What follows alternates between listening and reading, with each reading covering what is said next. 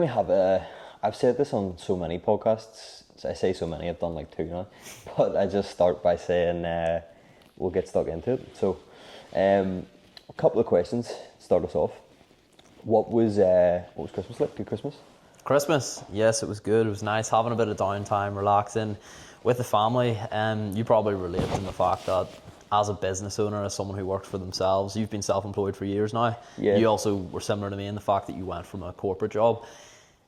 Breaks and holidays are not the same. Like any holidays I've had this year, I've still been working, I've still been uploading content, I've still been doing stuff. Even over Christmas, I have still been uploading content, working. I haven't been doing much on the coaching. But it's still nice to get a break. It's different. Like you're still working, but it's a different sort of work. But yes, I like the habit interrupt too. Yeah. And it's the reflection you get over the holiday period and like what you want to do and where you want to go, and you're reflecting from last Christmas too. Yeah. It just reminds you, oh, last Christmas I thought about this, I thought about that, I was proud of this, wasn't happy with that. What am I proud of this year? So I love that period. Yeah, that's my favourite time of year. I've been saying this to clients as well, is the reflecting, like that period between Christmas where you look back on the year and it's the only time I sit back and realise what I've done over the year, because in the day-to-day I don't sit back and go, oh, I done this and then this was good. But during Christmas and that downtime period is when I actually look back and then get excited, because there's proof that I done this and this, so therefore this next thing that I want to do is possible as well. But would you say since starting your own business you've had a true day off, like an actual day where you haven't looked at a message, you haven't uploaded content, replied to an Instagram DM, solely off? No, definitely not. And I think for me, I think it's actually impossible to have a day off because of the fact that like your business, like I enjoy work so much, I enjoy what I do so much that it actually is just always in my head, and I don't think that's a good thing. I don't think it's a bad thing, all the way around. Because like let's say I did take a day off and I was like, right, I'll go for a walk up Cave Hill. Obviously, when you're out walking, you're not listening to music, you're not listening to a podcast, you're going to think about your life, you're going to think about other things you've been doing. You're going to get content ideas, you're going to get ideas about how you can improve certain things. So, yeah, like you're near enough always working on the business, but when you see your life, I heard Ty Lopez says this. I know a lot of people have different opinions of Ty Lopez. It's like basically an American, very famous marketer. Yeah, marketing guy. Like he was one of the first guys to ever like do social media and all. I heard him say this, like the happiest people were like farmers, and what farmers loved, because he worked with like the Amish. The reason they were so happy is because there wasn't like separation with everything. Like their work they would do with their kids. They would like be farmers, but they'd be farming with their kids. They would also be with their wife.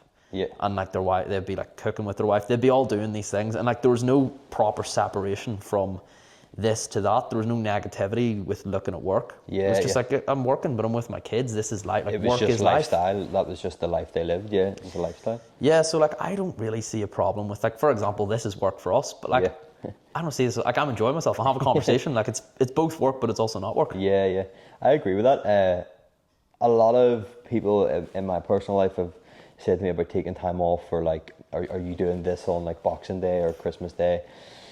And I would much rather have that than on the 4th of January, which is tomorrow, be dreading going into work and thinking like, okay, I've had my big off time and now I'm going back to work. Like I very much like you enjoy work. Like I wake up and it's the first thing that's on my brain. I go to sleep, it's the last thing that's in my head. I'm watching TV and I'm thinking about stuff and I'm itching to get back to it. And that saying that is quite cringy, but if you love your job, you genuinely don't work a day in your life, as they say. But with downtime and Christmas in general, if you're someone that loves your work, if you're someone that really enjoys your job, how important is that downtime at Christmas? And would you be someone that is just like switched on all the time, you always work, or do you have downtime more regularly scheduled in, like day to day, week to week? I think it really depends, because obviously I was traveling there for 3 months. I still worked as I traveled. I still ticked all the boxes, got back to all clients, even onboarded a few clients while working, but I just obviously didn't do as much. But like when I was traveling, of course, was my input or my output as good? No. I did that for 3 months. That was a period of downtime. I think of like downtime and like where you work really hard. I don't see it as like, all right, during a day I need like this amount of break during a day, or during the week I need 2 days off a week. I just see it as whatever's happening is happening. Like for example, I have an event next week, Catalyst, and like these next 7 days, like I'm not taking a day off. I'm gonna be working every single day. Like the work is different. Like obviously today is like a big day for me doing podcasts. Tomorrow I'm meeting clients. We're gonna all go to the gym. It's a bit of a client event. And then like I'm doing another like activity with a client after. And then the next 6 days is gonna be just all work, all pushing the Catalyst. So like during this period, there's no proper downtime, but probably maybe next month or in 2 months' time, I might book a wee weekend away and somewhere over in England. I might go to Oxford or somewhere, I don't know, somewhere random. And I'll film content when I'm over there because my content's based around being out in public. Yeah. But then I'll also take a bit of downtime. I'll have a meal out, so I'll enjoy myself. So I think downtime, yes, it is important because if you're just working all the time, you never actually reflect. I always get my best ideas when I'm not working. Like today, I was sitting there eating oats, and I was standing up eating oats, just looking at the view because I was like trying to rush it down me. Yeah, it is an nice And I got an idea of like what I want to put in my event. But the 2 hours before I ate the oats, I was working, but I didn't get the idea when I was working. You get the idea when you're not working. You get the idea when you're like doing something, but something that doesn't take much brain power. So you can get it when you're washing dishes. You can get it when you're out for a walk, when you're with your family, when you're going up Cave Hill for a walk. When you're decorating your Christmas tree, you could get ideas when you do that. So you're most creative when you are doing something like walking or driving or something that's keeping your brain occupied, that isn't focused on the thing that you're trying to do or create. So doing that, getting out, taking downtime, whatever you call it, I think it is really important. 100%. And where were you going traveling?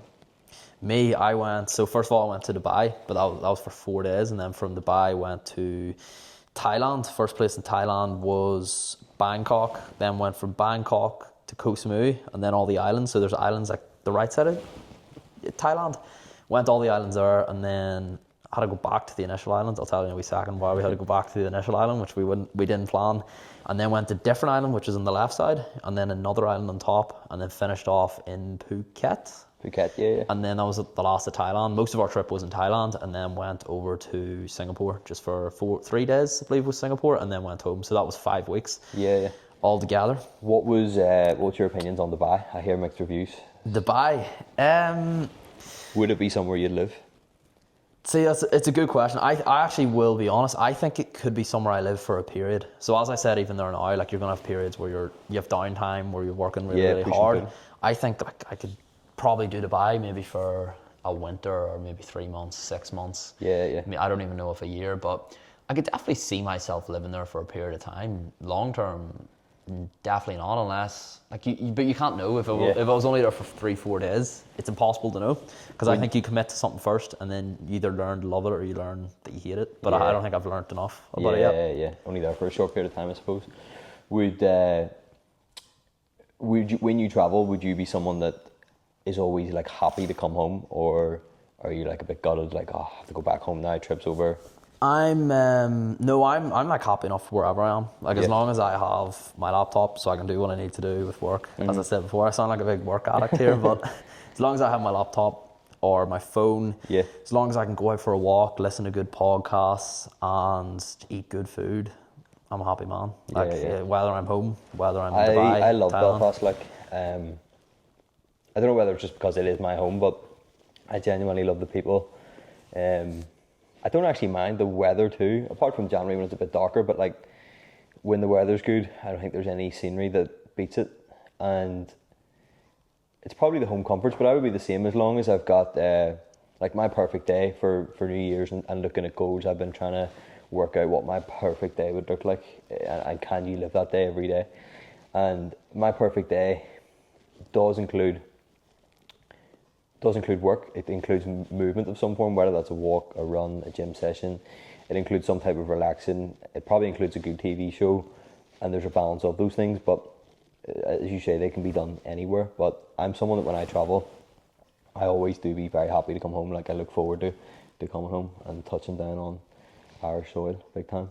Yeah, I got a proper appreciation for Belfast because I was obviously in Belfast I'm not from Belfast, but like about an hour away, but I was never really in Belfast, and then lived there for 3 years, and then obviously left there to go travelling. And I do feel people take this place for granted because there's so many benefits. Like, see, even our weather. I think our weather is probably the best in the world because a lot of people are like sitting there like punching their screen. But I think our weather is the best in the world because it doesn't get too cold and also doesn't get too hot. You can always, it's always good weather to go for a run. It's always good weather to go. We don't get massive storms. It's very rare we get like a proper storm. We might get a light drizzle, but you just throw on a coat. It's so much worse in Thailand where it's like roasting down on you and you get random storms. And then mad tropic rain showers and stuff and floods and stuff, big time.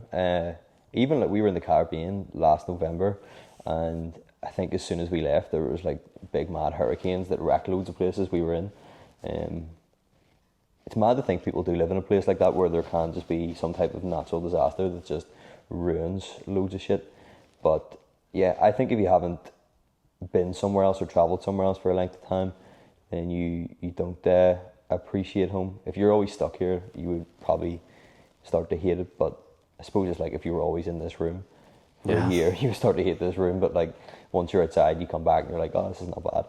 But what had you go back to that original island you were on then? What was the story Thailand-wise? Yeah, so I'll explain this. So for anyone listening, just start imagining if you're listening to this when you're in your car or whatever. But there's 3 different islands. We'll just call it Island A, Island B, Island C. So we're on, and for anyone that doesn't know, it's Koh Samui. The middle one is Koh Phangan, and the last one is... It's a really good memory. Yeah, the last one is Koh Tao. Yes, boom, got it.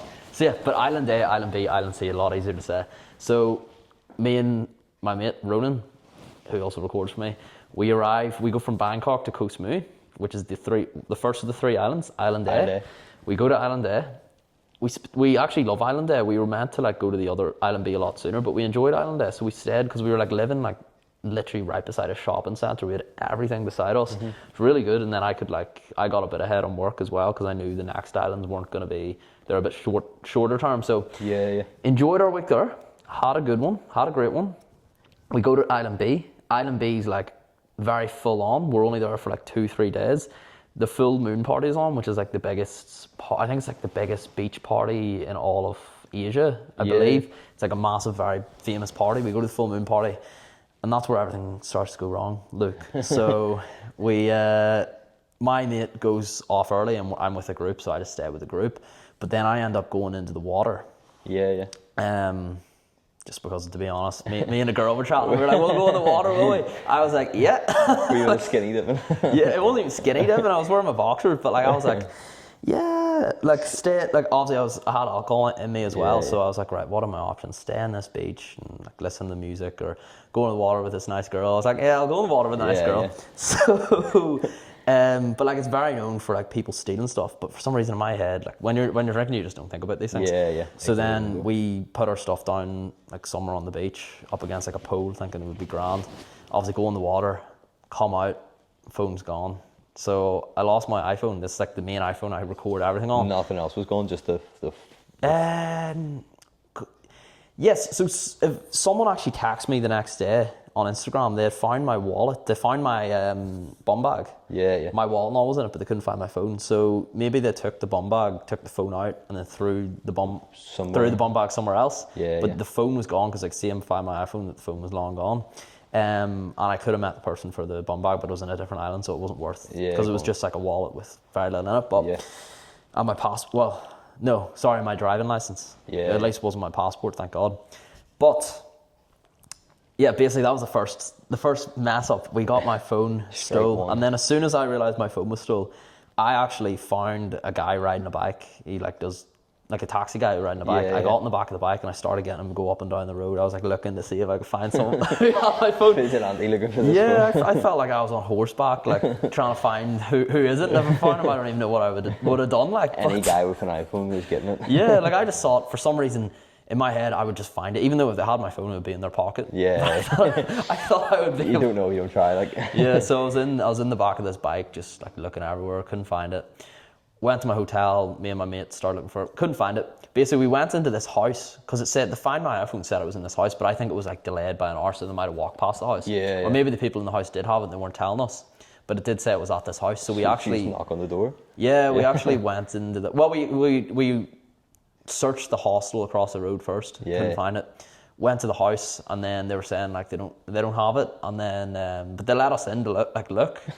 So we were like looking, and like we were looking like we were just in this room and all. So yeah, we couldn't find it, and they find my iPhone kind of disappeared near enough. Like it said it was somewhere like 20 hours ago, so I don't know how they can turn it off, but they somehow found a way to turn it off.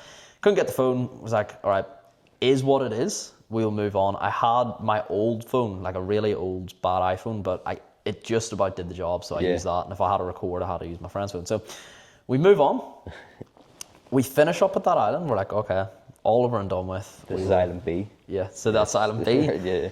And then Island C, things got like a lot worse. So Island C, we go. This is Koh Tao. This is like one of the most beautiful islands in Thailand. A lot of people put this up as their favorite islands, their favorite places to go to Thailand. I think it's cursed personally.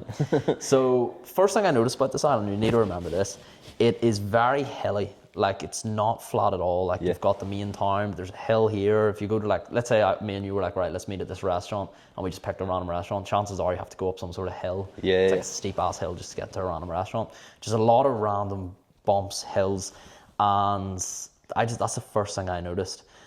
Me and my friend we decided to stay in a jungle hostel. So it's not a hostel in the main town. It was a hostel like outside of the main town. You had to go up it was basically in the mountains. You had to go up these like massive hills to get there. After you go up the hill, you go up this massive lane, and then you can only park your car or your bike up this lane. And then after you get to the lane, you need to go up this like staircase, and you need to walk for maybe like 10-15 minutes to get to it. So it's like a really long way back. So we're staying there. Also, it's very hot.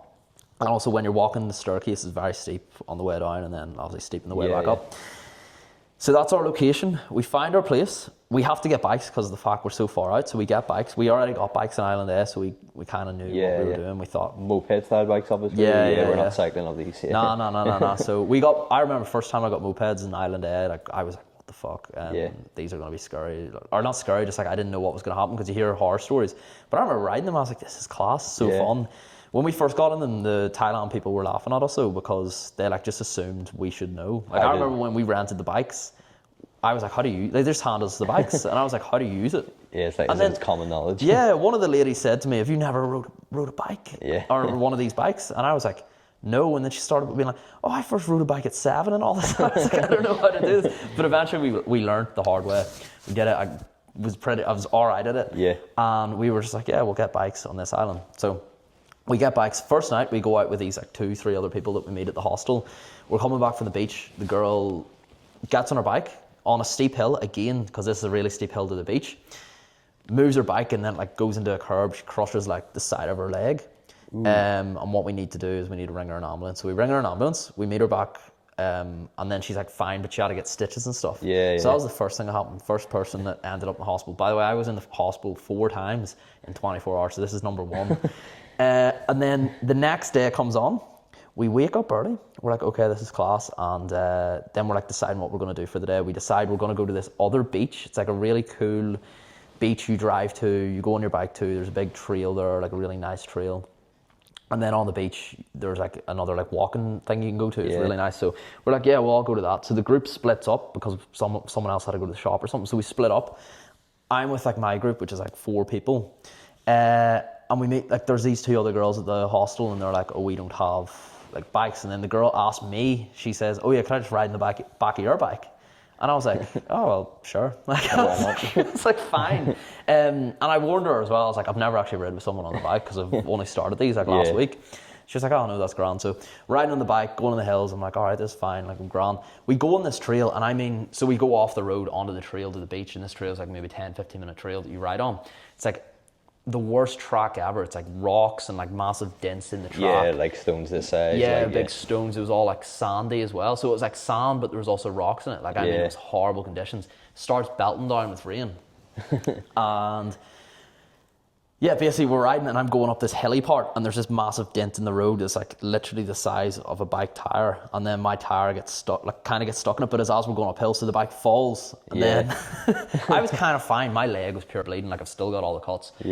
But then the other girl behind, like her leg got like crushed on the bike. Ankles are getting snapped everywhere. Yeah, so her leg got crushed on the bike, and she was pure bleeding, so we had to take her to the hospital. This hospital number 2, she had to get stitches.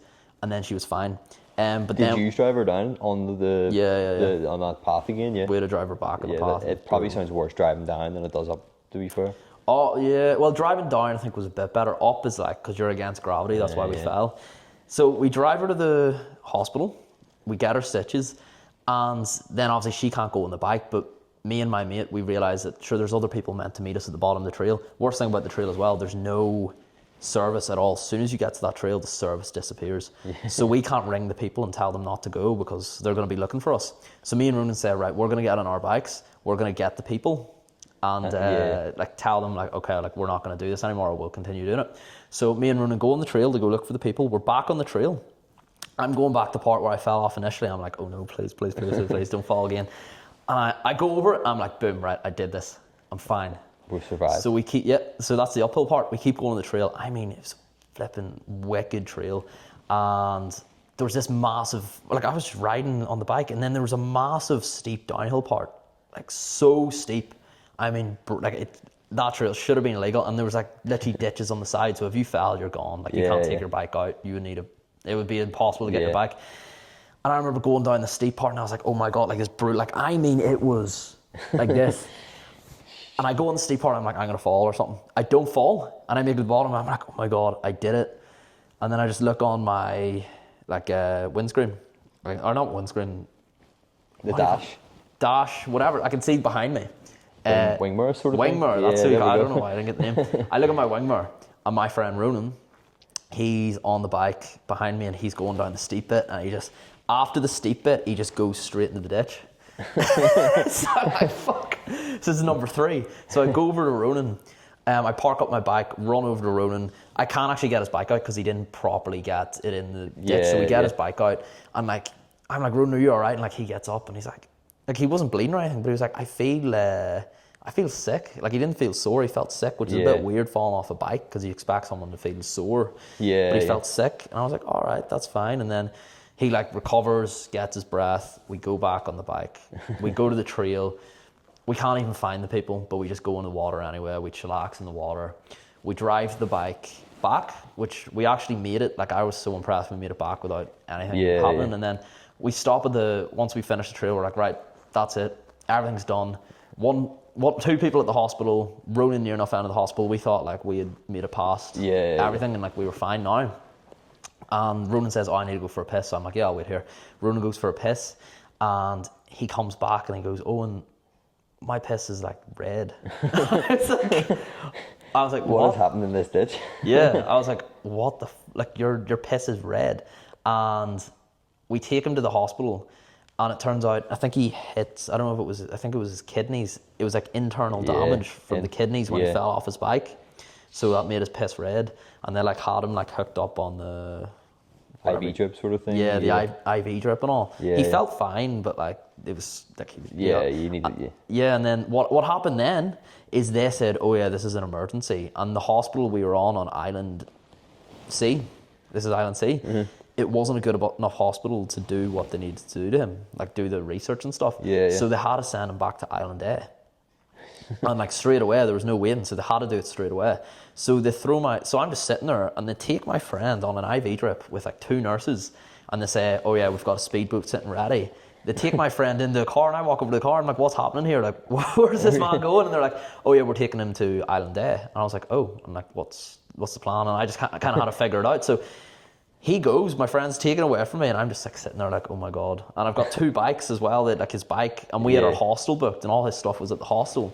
So I was like, right, I need to figure this out. And then I think in my head, I'm like, right, what I'll do, it was our last night in the hostel, I will leave Ronan's bike back. I'll get someone at the hostel to collect me. The next morning, I'll leave my bike back. And then I'll also pack all our stuff that night to then get a boat over, just pay for a boat, go back over to Island A. I'm like, right, I'll do that. So I sort that all out. I get rid of the bikes. Actually, I got rid of both bikes that night, and then just got left back to the hostel. Both bikes gone. Everything's set up, ready for bed. Ronan's stuff's all sitting, so I can go to sleep. I wake up, and I mean, once I woke up, I felt the shittest I'd ever felt. I'd never been sick like it in my life. Like, you know, like when you're young, you might have a really bad sickness. That was the last time I ever felt that sick. I felt so ill, and like I got up to go take a shower. I was like, I'll take a shower, I'll feel better. Was so like nauseous in the shower, near passed out. Yeah. So I just set up a bed beside the toilet, ended up just vomiting and diarrhea in the toilet like the whole morning. Yeah. Felt horrid, roasting hot. And I'm like, well, I need to check out of this hostel or something needs to, like, I need to do something because I actually couldn't drink water. I was really dehydrated. Yeah. Every time I drank water, I was sick. So I was like, I'm actually really worried. Like, I don't know what I'm going to do here. Death is coming here. Yeah, like I actually did not know what was going to happen. I was like, I can't stay in this bathroom because if I do die, or if I'm about to die, no one can help me. Yeah. So what I had to do was I asked the hostel to book me a taxi. Yeah. And my plan was to take myself to the hospital. Yeah. But then, remember what I told you about that really, really steep walkway to get to the road? Yes, yeah. So it was like a massive uphill thing, and it was roasting hot. And one guy I was speaking to a guy and I knew him, so he helped me. But like I still had to carry my bag. He carried the 2 other bags. And yeah, I mean, it was brutal. See that walk from the hostel up to the taxi? Yeah, while it's feeling like weak, dizzy, nauseous, it was horrible. So get into the taxi, arrive, and then they hooked me up. And I IV drip myself. And this is the day I was meant to go to the thing. Yeah. And sorry, actually, only one bike was delivered back the day before, because then I had in the hospital, I had to ring the bike guy because we had to leave our bike back or else Ronan wouldn't get his passport back. Because he left his passport with the bike guy. Yeah. For the deposit sort of thing, yeah. Yeah, so I remember and Ronan was texting me, because he didn't know I was in hospital. He was like, I need my passport and all this. Like you can't, because they told me that they're going to send me over to Island Day myself because I needed more help as well. Yeah. But I was thinking how are we going to get Roman's passport? So I had to ring the bike guy to come in, tell him where the bike was. He had to get the bike, and then he eventually came with the passport. And then I get sent over on a speedboat myself. But it was the most painful thing ever. I remember going onto the speedboat, and I was lying in the speedboat. And it was just me, 2 nurses, and the people riding the speedboat. Lying on the floor, they set up a bed for me, lying on the floor, sun beaming down on me, the worst feeling ever. And nauseous, ready to be on a speedboat, that makes you sick, normally as it is. Pure nauseous. And something happened with my IV drip, came out or something, and the blood started going back up the IV drip. And I remember just looking down at my hand, there was blood coming out, and I just felt so ill. And then I ended up shitting myself on the boat. Live in front of the nurses. I was in the middle of I was here in the middle of them all.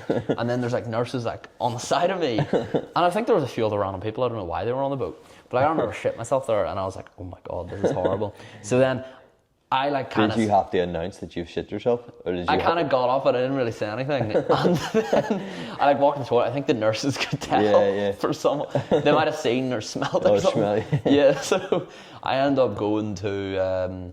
There's not a bathroom on the boat. It was a hole in a tiny wee room. The room was half of this. Yeah. So I was in this square room, and there was just a hole in the floor. And Bound to be one of those times where there's no toilet roll left either. Yeah, well, I think there was. I think they handed in toilet roll, but yeah. I remember just trying to clean everything up. I was like, I don't know how I'm going to do this. And then eventually they got my box and threw it in and all. It was just the messiest stuff ever. And sorted everything out, still feeling horrible, and I just lie back down the floor after. And I asked them, I'm like, you think it's a speedboat, so it's right, how long is it going to take? 10 minutes, 15 minutes? I was like, how long is it to the island? And then they go, 3 hours. 3 hours? I was like, 3 hours. It's what? I didn't know, I forgot it was that far. 3 hours. And the speedboat's bouncing up and down as well the whole way. It's not a smooth ride. Thankfully I fell asleep and then made it to the hospital, started to feel better, and then I remember me and Ronan were on FaceTime. So that was 4 visits to the hospital, and then we end up on Island A for another week because Ronan couldn't leave because he wasn't safe to travel because of his kidney. So and we didn't even know if he'd be able to fly back, but eventually everything got sorted. So yeah, that's the story of. I've never said this in a podcast or properly explained this in detail, but shit ourselves live. That is good. You can call this the fitness coach travels and shits himself on a boat. Yeah. We'll have to come up with a shorter, snappier name, but yeah, shitting yourself will be in that. I shot myself in Thailand. Shit in Maginn. That's a good one. What did they say was wrong with you? Why did you start? Did they know why you started feeling nauseous? It was either food poisoning or a stomach bug. A lot of or people they never that explained. in Thailand and stuff, belly they call it. I think. Well, I suppose that's for belly. So Thai belly. I think it was Thai. They never really explained in detail, but. I would love to travel Southeast Asia. I would be very, apparently no matter how careful you be, that you can still get it because even if they wash their dishes with that water. Everything. Is in it, like.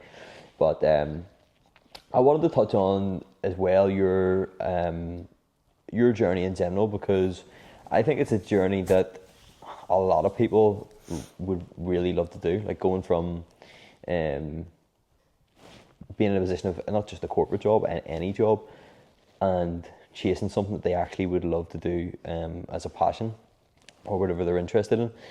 And I think it relates, even if you're not in that position, I think it relates to fitness in a way too, because with most things in life, whether it's fitness, career, or whatever, there's a position you're in currently, and there's usually a position that you want to be in. So there's A and there's B, but a lot of people never get to B. Yeah. And I'm always fascinated by people who make it to that B point. What would you say? I always try and ask people, even clients who get fantastic results, I always say, like, well, what's the difference now? Like, you tried this in the past, now you're actually here. Why? And I suppose that's the question I'll ask you. Like, it might not be easy to define in 1 or 2 sentences, but why were you in that position that you were, and why have you got to this position now? Like, what had to change, or what has changed to get you to where you are now? Yeah, I think obviously there's a lot of different things I could talk about. Again, I'm no saint. I'm no guru online who has all the answers. I'm just someone who stands on the shoulders of giants. But I'll say 2 things here. Number 1 is the ability to learn. I think a lot of us, we finish school and we forget how to learn. We end up going into our job, getting used to what we do, conforming and getting very comfortable with what we do, and then not liking to learn, not liking to have to ask questions, not liking to have to feel like an idiot, because you feel dumb whenever you're learning. Yeah. So learnability, being able to adapt with that. And I think the reason that's been easy for me is because of the fact, since I'm young, I came straight out of school. Yeah. As soon as I finished school, went to do a full-time corporate job. At the same time, I was still studying in uni, so still that learning mindset. And then during that time, I got my PT course, learning. So I was just learning. I never stopped learning. So then whenever I joined the mentorship, like a business mentorship, I was able to learn and like actually just implement straight away. I was just really good at learning. So I think like maybe a lot of people might join a business mentorship when they're a bit older, 25, 30, 35. But they've near enough, they don't know how to learn. So I think being able to learn is the single most important skill. It's more important than being able to market yourself. It's more important than sales. It's more important than absolutely anything. If you're able to learn, you can do anything. It's adaptable to anything. You can do that as a parent. You can do that for fat loss. You can do that with business. You can do that with social media. So I think that was really important. But then also, it's not just learning. It's not just attaining information. It's actually implementing that information. And the reason people implement information is because they have agency. So I would define agency as like your ability to do something on your own accord, your ability to actually just get up and go for something. And I think, and I don't want to sound like very cocky or egotistical here, but I do think that I'm very agent in that way. Even if I don't even know if you can use the word in that way, saying I'm agent, or I have agency. I think that's a better way of saying it. But I do believe I have a lot of agency. Whenever someone tells me something, or provides me feedback, or if a mentor were to tell me something, or if I had an idea of content, I would do it straight away. So like even for this podcast, you said, "Oh, do you want to go on the podcast?" I was like, "Yeah, let's do it Friday." Which is like 3 days ago. I was like, I'm in Belfast. I was expecting like end of like January, February or something. And most people come back and be like, let's do it in 6 weeks time or something. But that's one word I would definitely use to describe you, that I've noticed about you, is speed. Like the time between idea and reality is quite slim. But what you were saying there about, I suppose, being coachable is another way to describe it. I think a lot of people, as you say, maybe it is an advantage, like being younger, because there's no ego there, because you haven't really done anything when you're younger to warrant ego. And so it's easy to be in a position of, I don't know anything, just teach me. Whereas I get it from the perspective of someone who's older. Maybe they join a business mentorship, maybe they even join a coach and they've been fit in the past. Coach tells them do X, Y, Z, and they think, oh, but I used to do it like this, so I'm going to do it like this, instead of actually taking the advice that they're and trying to learn the advice that they've actually paid for. Because I think part of it's ego and part of it's maybe comfort, but being coachable is a big thing. Yeah, I always say, like, you cannot learn anything if you think you have all the answers. A genius doesn't have all all the answers a genius asks the right questions. Like, Yeah. that's as simple as it is. If you can ask the right questions and you're willing to actually implement that and like look through, I don't want to be like, oh, you don't want it bad enough, but like if you are willing to just like cut through all your bullshit excuses, like you are gonna get it. Like I could have said back when I was doing content, I posted every single day, even though I was working 3 jobs. I could have said, okay, I might miss content today, but I just treated it like brushing my teeth. I was like, no, I'm going to do it. Same way if you have a kid, you're going to feed your kid every day. If you have a dog, you're going to feed your dog every day. Yeah. I seen that as like, as weird as that is, I seen my social media page as a living being. I have to keep feeding it. And I have to keep learning. I have to keep improving. Same with business. I'm not going to just not reply to my clients because I don't feel like it. It's just part of what I do. Yeah. And then getting addicted to it, like gamifying it. Whenever you treat it like a game, when you treat social media like a game, whenever you have fun with it, like a lot of people that watch me on social media, they can tell I have fun in my content. Like I really enjoy making the content. I enjoy editing it. I enjoy putting in the music, the captions, rewatching it, because it is fun. So I think making it a game then makes it addicting, and treat it like a game. So whenever you want to start something, you will look at someone who is like level 50 or level 60 in the game, and you will be like, right, how do I get to that level? You try to do what they do, you fail because they're at a higher level than you, and then you end up giving up. Whereas if you need to start at level 1. So what is level 1? Level 1 could literally be something as simple as mind mapping what you want to do. Yeah. Level 2 could be figuring out what's level 3, 4, 5 going to be. Yeah. And then you could then start level 3 tomorrow. But so many people push back level 1. They're like, oh no, I'll do it next week. Or they're like, I want to post content, but this, but that. There's always a but after it, and everything before the word but is bullshit. So I think what you're describing there is like you've made that your identity. Like someone's identity would be, I am a parent, and like that comes with the responsibilities of being a parent, and you've made that social media part of your identity so that it's non-negotiable. You were saying about enjoying content, loving the posting, loving like the editing and the process behind it, but has there ever been a time where you haven't loved it and it's felt like a chore and you didn't want to do it? Yeah, definitely. There's been so many times, like, and that goes with business too. There's been a lot of times I don't want to work in my business, or I don't want to do this, I don't want to get back to my emails, I don't want to text my accountant, I don't want to do things like this. Never want to text my accountant. yeah, exactly, like always getting avoided, but like it's the same thing. There's also times you don't want to brush your teeth, but you know if you want clean teeth, if you don't want stinky breath, you brush your teeth every day. If you want to keep fit, you're still going to hit your sessions each week as well. It just goes with everything. Just take it on as your identity, and see as well. I would never, because I see a lot of people with high agency come on and they act like they're this god, and they're like, oh yeah, these people don't want it hard enough, or these people are just like lazy or whatever. But I think you're always going to go and strive for where you need to go in life. So some people are satisfied with a 9-to-5 job, and that's okay. I don't see anything wrong with that. I don't see it as like they're in the matrix. Like they're not, because they're, in a way, they're more free than me because they've achieved their goals. They're happy. They're fulfilled. At the end result, Yeah, and as long as they're proud of themselves and they're doing things that they enjoy every day, that's fine. If they go to their 9-to-5, they play a bit of padel or paddle after, and go out for some food on the weekend, I don't see anything wrong with that at all. But my problem is when people are always just on the fence and on the border of change, where they're sitting there and they'll look at, and I used to do the same.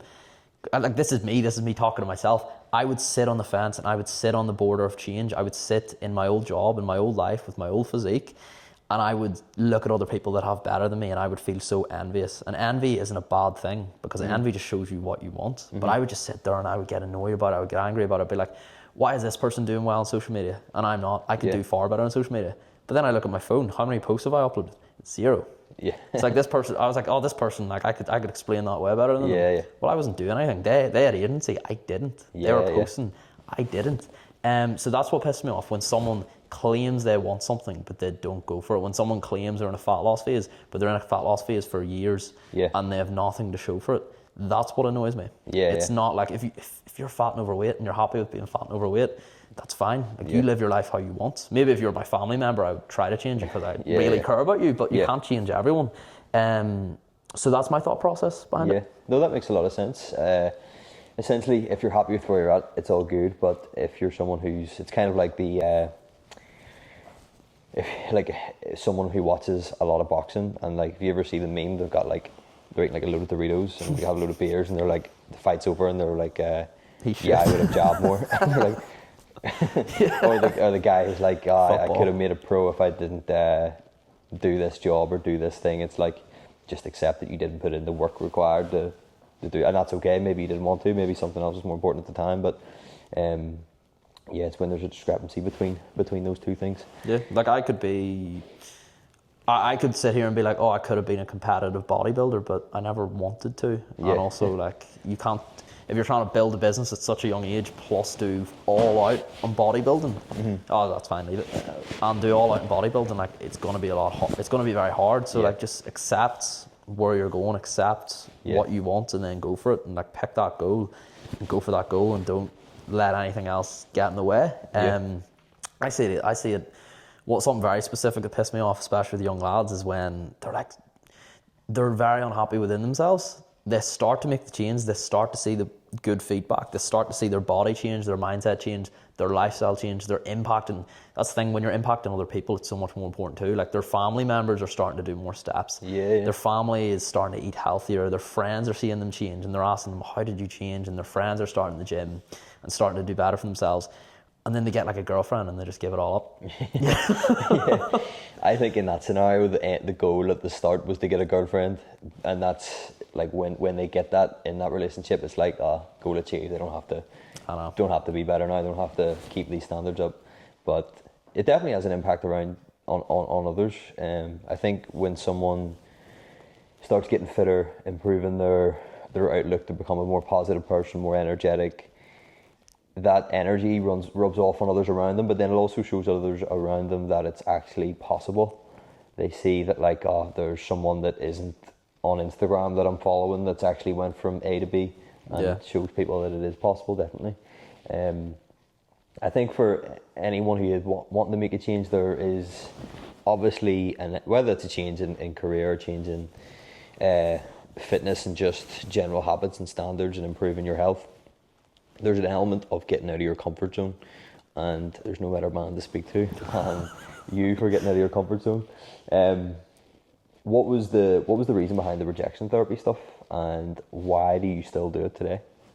So the reason, like, it started to hit my head and it started to go into my mind whenever I first started working the job, whenever I first was exposed to reality, coming straight out of school, moving up to Belfast, being an adult now, living by myself. I was walking to work and I used to see the exact same people every day. I used to walk past the same people every day. And I just remember thinking, like, a lot of these people look miserable, and I felt miserable as well. And I was almost like these people, we walk past each other every day. Why can't we chat? Why can't there be any crack?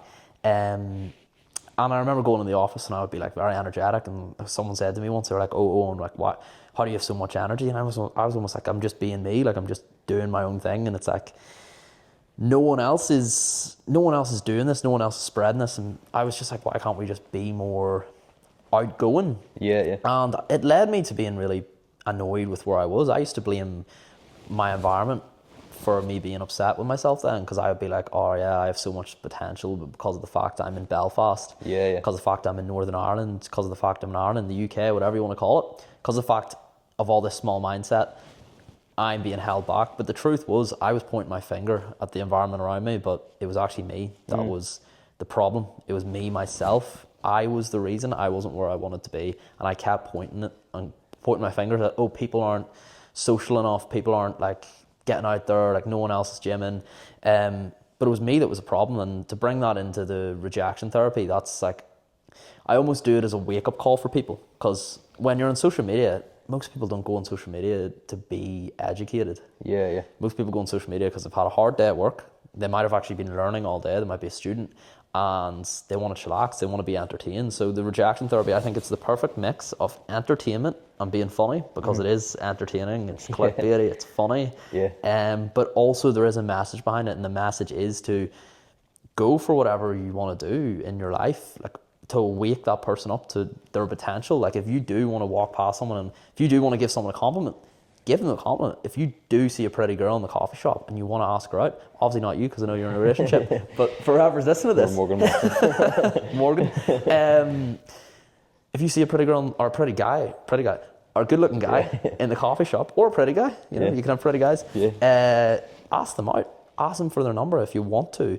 if you want to go for the career jump, if you want to start the business, if you want to post on social media, just go for it, just do it. And like, if you fail, it doesn't matter. Yeah, yeah. Like, get rejected. So many of us stop ourselves and we don't have agency because of our fear of rejection, because we're afraid of what those people have to say, because we're afraid of what those people have to think. But the truth is, no one's thinking about it in the first place. Like, one of my videos that blew up, it's got 250k on Instagram. Did it last week. It was me lying on the floor of a very, very busy place, and all those people who walk past me, they're not thinking about me right now. They're sitting, they're focusing on their own job. They're sitting, maybe eating a pasta dinner, or they're doing their own thing, and they don't care. In their own heads. Yeah. So like, and that doesn't mean you have to lie on the floor. That doesn't mean you have to go out and ask strangers for hugs. That means whatever it is you are afraid of doing, whatever you're afraid of being seen doing, or you're afraid of getting rejected to do, just go for it. It's not going to be a big deal. I think it's something that does hold people back. Like, obviously you've got the fear of, some people have the fear of going into the gym for the first time because of what other people are going to think. Some people have the fear of actually starting a diet or starting a fitness journey because if they fail, then what are their friends and family going to say after they've told them that they were going to start it? So that, I never really thought about it like that before. There is people that would be held back by that fear of starting anything because of what others are going to say. But that's also true about the social element. Even like last night I was in Nando's and I didn't have a menu, and the girl beside me had a menu, so she was just standing at the till, and I always get the same thing in Nando's, but I was like, maybe I should get something different, but I didn't have a menu, and I was like, I could just ask her, can I see your menu for 2 seconds, but I was like, nah, it's weird, I'll just wait. But there's probably nothing, like if someone asked me, can I see your menu, and I wasn't using it, I'd be like, yeah, no, I wouldn't think twice about it. Yeah, there's so many like social crutches we just create in our head. And I think, not to go too deep, but like whenever, as a kid, we don't have any of these social crutches. As a kid, you go to a park and you can't even make it to the swings because you get entertained by a rock, or you see the slides and you're just running about and you're just being a kid and you're just enjoying the moment, enjoying things. You're not worrying, you're not judging other people, you're not thinking about what other people have to think about you. You're just enjoying yourself. And then as adults, we start to take on these things. Oh, that's weird. That's socially acceptable. Don't ask this person this thing. Don't ask stupid questions. Don't speak up to this person. This person's better than you. This person's a teacher. You can't speak back to them. Conform. When someone tells you to do something, do what you're told. Ask to go to the bathroom. Like, all these small things, they tell us, they give us a message. And like, we're conditioned our whole life to believe that, okay, we can't do that. But if you think about it, like asking someone for a menu, to look at their menu, like, it's a simple thing. It's like, all right, I want to try a Bumble Burger or whatever you call it, Nando's. You can tell I don't go to Nando's much, but a Bumble Burger or whatever. But get it on at Nando's, get the Bumble Burgers out. Bumble Burger, sponsored by Owen as well.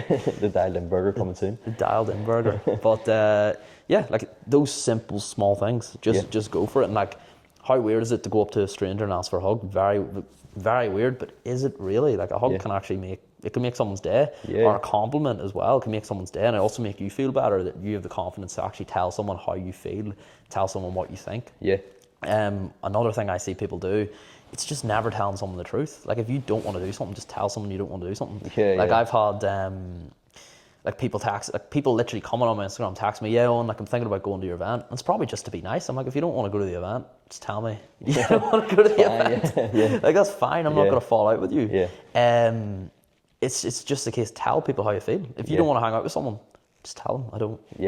Something so just small. Being upfront with, like, I'm too tired and I was in the mood when I made these plans and now I'm not in the mood. Or like, if you have, because that would be quite common, like, people would schedule plans and then they all of a sudden don't want to go, and now there's an elaborate story of like their best friend's granny has a dragon outside the front of their house and they have to go and deal with it, rather than just saying like, I don't want to go anymore. It doesn't mean you don't like that person or you don't want to ever see that person again. It's just down to how you feel on that particular day. But even in the dating scene, like, I've seen and I've had clients tell me that they've been on dates, and then the person tells them after, they're like, oh yeah, I kind of like you, but like, I'm moving away at this point. Or there's always some random excuse. There's always something so random that just tell them, I had a good time. You're an amazing person. But to be honest, I just don't feel sexually attracted to you, or I don't feel emotionally I don't feel any emotional connection with you. Yeah, just yeah. be like that. You're not my cup of tea. Yeah. But you're a great person. Yeah, Like, and I've had that. I do the Riz stuff too, where I go up to girls and I just ask for their numbers. Yeah, yeah. I've had people tell me I'm not their cup of tea, and I'm like, oh, that's fine. Maybe they're into 6'5" black men. Like, I'm never gonna be. Yeah, which you're close enough to be fair.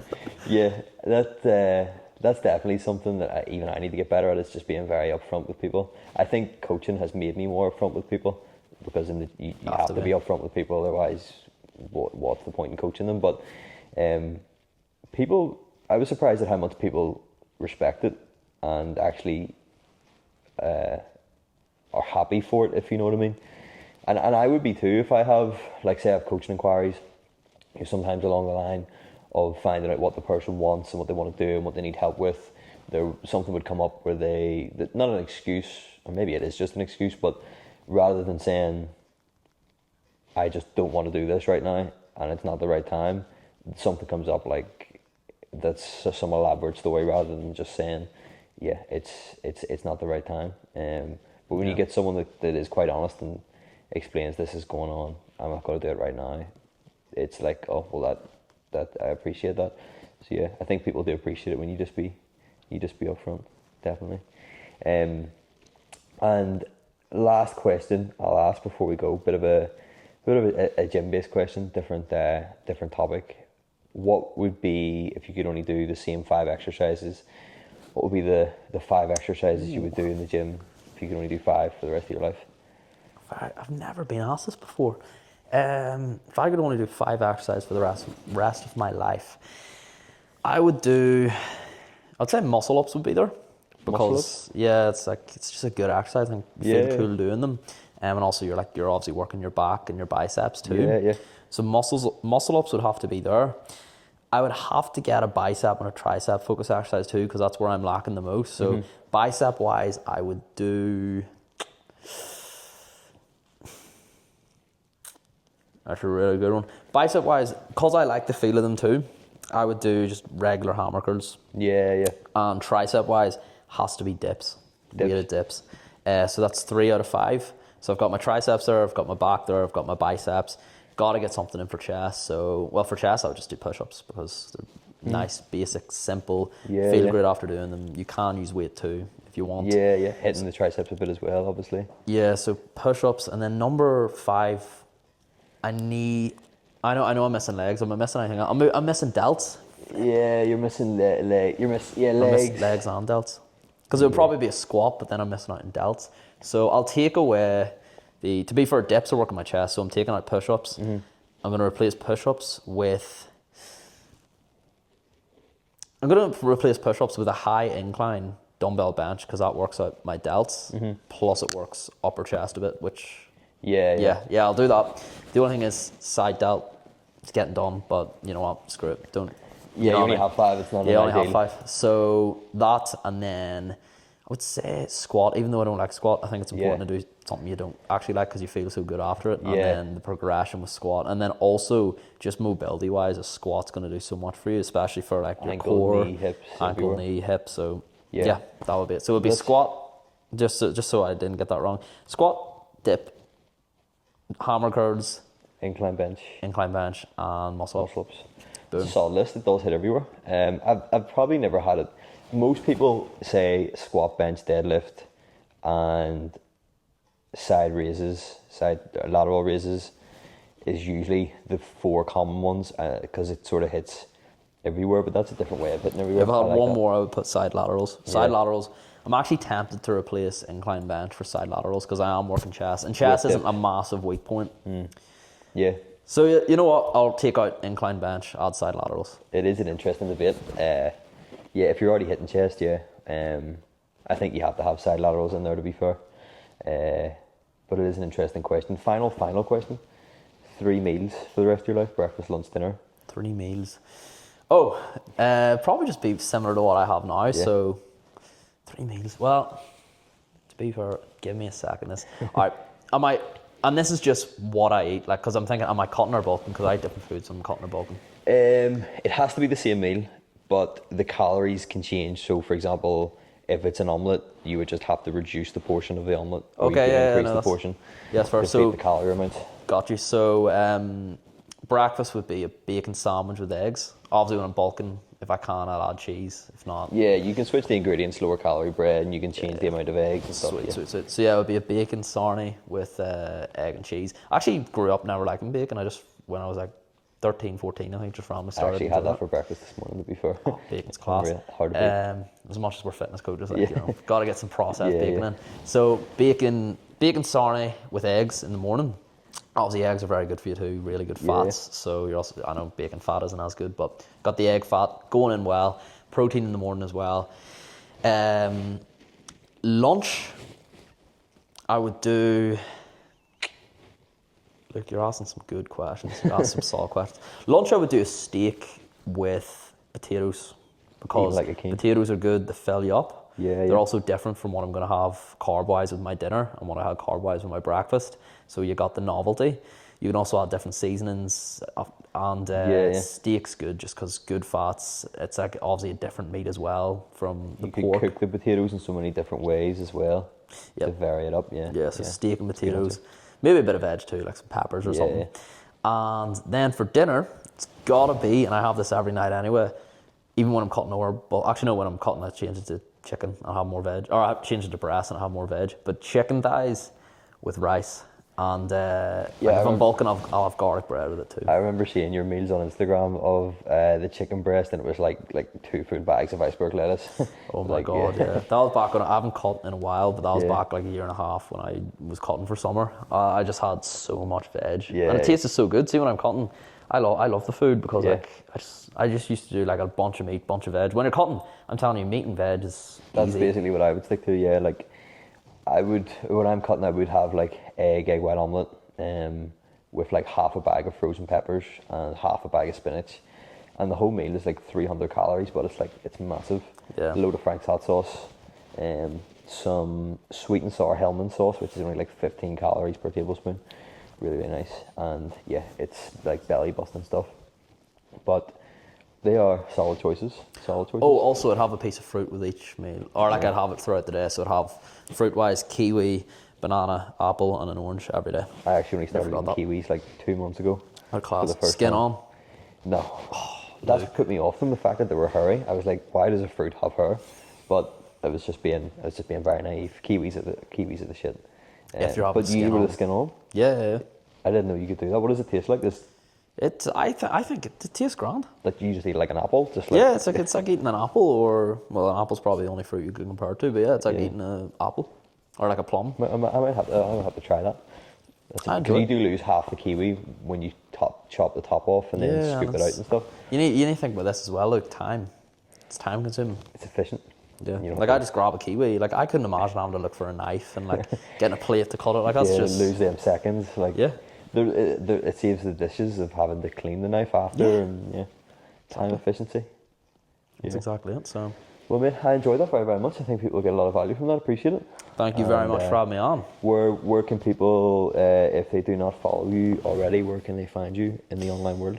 So Instagram is my main platform. So Owen Maginn, it's spelled EOIN. 123, and yeah, I don't know when you're putting this up, but I'm doing an event January 10th. So if you want to go to that event, tickets are in the bio of my Take it from Instagram. the bio, yeah. It's a self-growth event. Luke's going.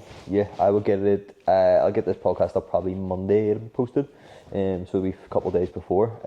Leave a quick note about what the event's about, and if someone's thinking about going, why should they go? Yeah, so we're going to do it yearly as well. So if you do listen after, like you can obviously inquire about it for the next Yeah. year. But yeah, it's a self-growth event based on helping people with 3 different things. So number 1, getting inspiration to change their body, their mind, and or their life. Number 2, meeting like-minded people, because you want to be there, you want to be part of a community and meet actual people who have similar goals with you. One of the hardest things, and one of the things that make people quit is because they don't have the right community and their community doesn't match their goals. And then number 3, building an action plan for the next year, for 2026. So you don't just go to that event and you get a bunch of information and you learn things that you're never going to implement, and you come out very knowledgeable, but you have nothing to show for it. You're actually going to be forced to sit down and get action steps and give yourself a plan which you can then follow and follow from that day. So those are the 3 things. Number 1, inspiration to change your body, mind, life. Number 2, community, meet like-minded people, and number 3, build an action plan for the next year. So that's what we're doing. Oh, and then an after party at in Belfast at Haymarket after. Karaoke as well. Luke's getting up on the decks. It's going to be rapping. Tupac hit him up. But yeah, I'm so excited for it. And I love these types of events because I always set goals for a long time, but I would write the goal in a notebook that I just bought that day from Poundland, and then I would put the notebook in the drawer, and then I would never look at it again. There's a big difference between setting a goal and writing a plan. So if you don't know how to write a plan, I think this would be really good. Yeah.